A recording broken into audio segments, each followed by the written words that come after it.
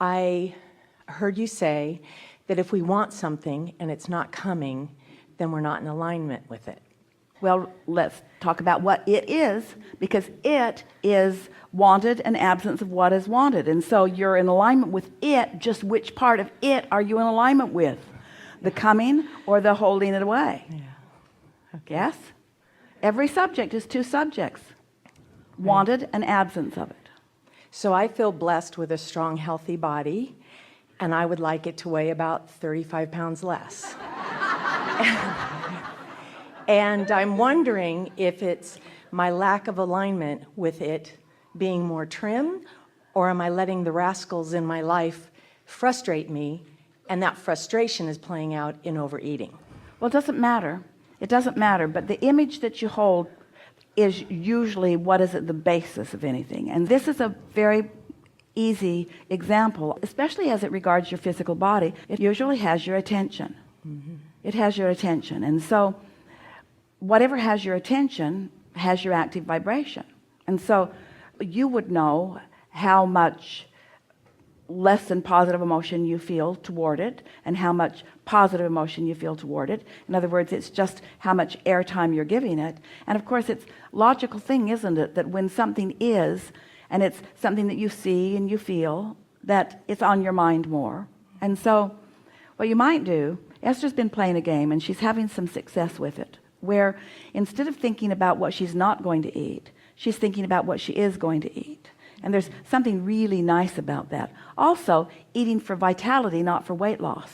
Mm-hmm. Eating for vitality, eating for invigoration, eating for vitality is helping her to find some things that are more of a vibrational match. But each of you has to find what's in balance for you.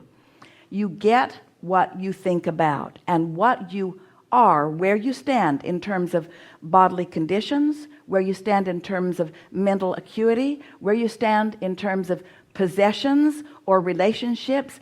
Every bit of every bit of every bit of every bit of it is because that's how you feel.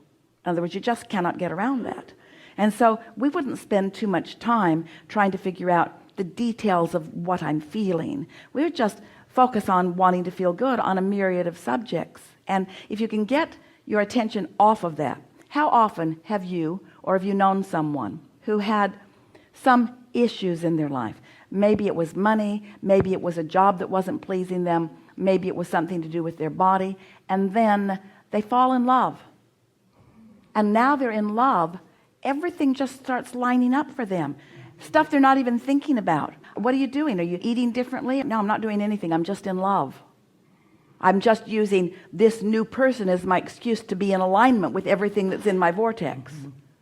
And so it's helpful to find something in your world that is compelling enough to keep you in alignment, or a whole myriad of subjects that keep you in alignment. There are so many things that are pleasing, but you got to get your attention off what isn't working. Your attention on what you do not want will hold you in that place that you do not want.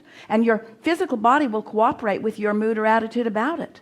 In other words, people talk about metabolism and they talk about food and different food. We're surprised any of you can find anything to eat because there's something wrong with everything according to someone that you might be eating. And so most people walk through the grocery store in sort of personal terror. They pass the menu around and everyone sort of goes into shock as you're trying to find what's the right thing for you. And what we're wanting you to realize is that your body and the trillions of cells of your body are the first and foremost cooperative components to your mood, to the way you feel. And so you want to be in ease about all of that, not in self-disappointment or not in worry. You want to feel good, and then good things on all subjects come to you. We really like this particular subject because it is the best way of describing how the what is holding you from what you want. And we would like to say to you that what is past tense. And you say, no, it isn't. I just got off the scale. It's not past tense. It's present tense. I just got off the scale. It's present tense. No, it's past tense, because it's the repercussion. It's the extension of something that has been set into motion a long time ago. It's old news. What's in the vortex is what's current. You want to line up with what's coming, or with what's current, or with what's past. Mm-hmm. This is not easy for humans to hear.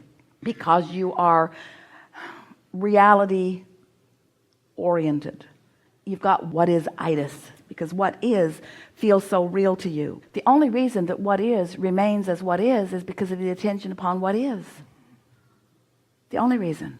So if you want it to be different, you've got to focus upon it differently. You've got to feel it differently. So you just have to find a way. You have to find a new approach for yourself. Just a thought, oh, that feels pretty good. A thought, that feels pretty good. A thought.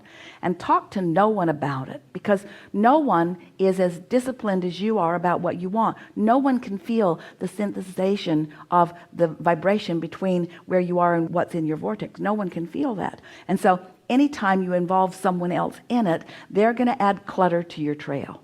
Every time. 100% of the time. Every time. Sometimes you want encouragement from others. Encouragement from others is wonderful if they're really in that place where they really understand what's going on, but it's really rare to find someone like that. And it's conditional anyway. Now it's depending on somebody outside of you, and then you got to be tied to them all the time. Got to be talking to them and checking in with them, and you become dependent. We want you to be connected to who you really are. Yeah.